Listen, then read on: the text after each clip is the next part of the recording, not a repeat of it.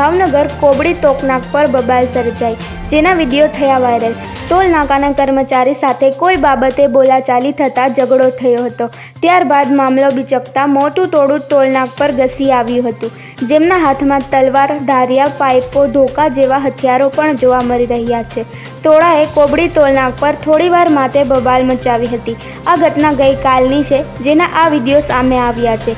જોકે આ ઘટનાના 24 કલાક બાદ પણ વરતેજ પોલીસે કોઈ કાર્યવાહી પણ કરી નહીં અને FIR પણ નોંધી નથી। સંધિ જાગૃતિ ન્યૂઝ તંત્રી જાહિદ મદ્રા દ્વારા।